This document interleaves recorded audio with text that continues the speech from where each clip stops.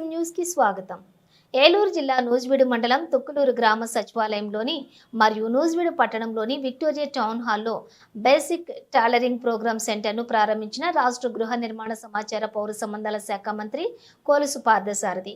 అనంతరం ఆయన మాట్లాడుతూ బేసిక్ టైలరింగ్ ట్రైనింగ్ ప్రోగ్రామ్ను ప్రారంభించామని, ఈ టైలరింగ్ ప్రోగ్రాంలో 75% అటెండెన్స్ ఉన్న వారికి ఉచితంగా కుట్టి మిషన్లను అందజేస్తామని, నియోజకవర్గంలోని ఇప్పటి వరకు 700 మందికి ట్రైనింగ్ ఇచ్చే ప్రోగ్రాం చేపట్టామని, సూపర్ 6లో ఇచ్చిన హామీలతో పాటుగా ఉపాధి కల్పించడం కూడా ఈ ప్రభుత్వం యొక్క లక్ష్యమని, గ్రామాల్లో కూటమి ప్రభుత్వం ఏర్పడిన 9 నెలల్లోనే రహదారులు అభివృద్ధి చేశాం, మరింత అభివృద్ధి కూడా చేస్తామని, ప్రతి నియోజకవర్గంలో కూడా స్కిల్ సెంటర్ ఏర్పాటు చేసి స్కిల్ అభివృద్ధి చేస్తే పారిశ్రామికవేత్తలు రావడం జరుగుతుందని, ఈ 9 నెలల కాలంలో ప్రభుత్వం ఏర్పడ్డాక 7 కోట్ల రూపాయల పెట్టుబడి పెట్టే పరిశ్రమను తీసుకురావడం జరిగిందని అన్నారు.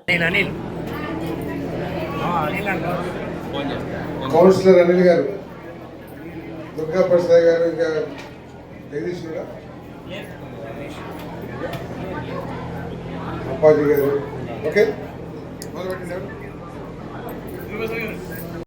బేసిక్ టైలరింగ్ ట్రైనింగ్ ప్రోగ్రామ్ ద్వారా ఈ టైలరింగ్ వృత్తి నేర్పించడమే కాకుండా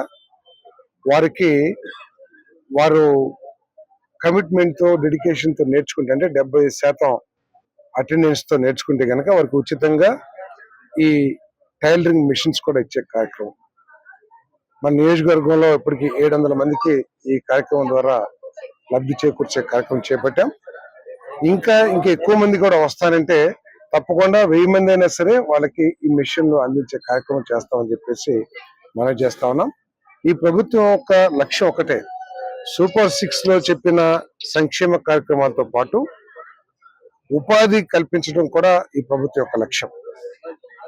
ఈ ప్రభుత్వం ఈ 5 సంవత్సరాల కాలంలో 20 లక్షల ఉద్యోగ అవకాశాలని ఈ రాష్ట్రంలో కల్పించాలని యువకుల కోసం, అదేవిధంగా ఎవరి నైపుణ్యాలకు తగ్గట్టు వారి నైపుణ్యాలకు అనుగుణంగా స్థానికంగా అవకాశాలు కల్పించాలనే లక్ష్యంతో ఈ ప్రభుత్వం పనిచేస్తుందని చెప్పేసి మనం చేస్తాము.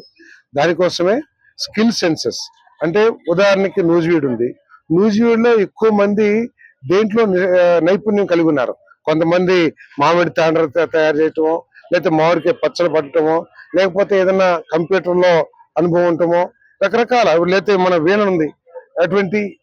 ఎటువంటి నైపుణ్యాలు ఉన్నాయో ఆ నైపుణ్యాలను ఉపయోగించుకుని కుటుంబాలు అభివృద్ధి చెందే విధంగా వసతులు ఏర్పాటు చేయాలి అనేది ఈ ప్రభుత్వం యొక్క లక్ష్యం అని చెప్పేసి మనం చేస్తాను.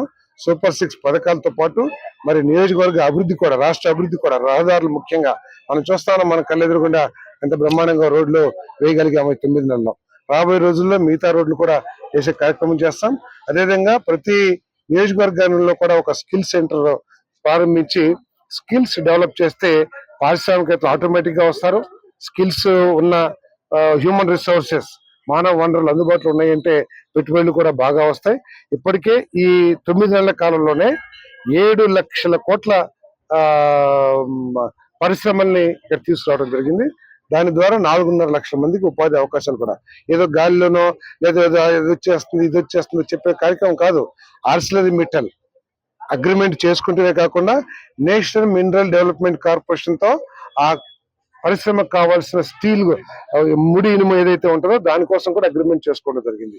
అదేవిధంగా కేంద్ర ప్రభుత్వం NTPC సంస్థలతో మోడీ గారి ద్వారా 2 లక్షల కోట్ల రూపాయలతో గ్రీన్ హైడ్రోజన్ ఏర్పాటు చేసే కార్యక్రమాలు, అదేవిధంగా 65,000 కోట్ల రూపాయలతో రిలయన్స్ వాళ్ళు 500 కంప్రెస్డ్ బయోగ్యాస్ ఉత్పత్తి చేసే 500 యూనిట్లు స్టార్ట్ చేయాలన్నారు.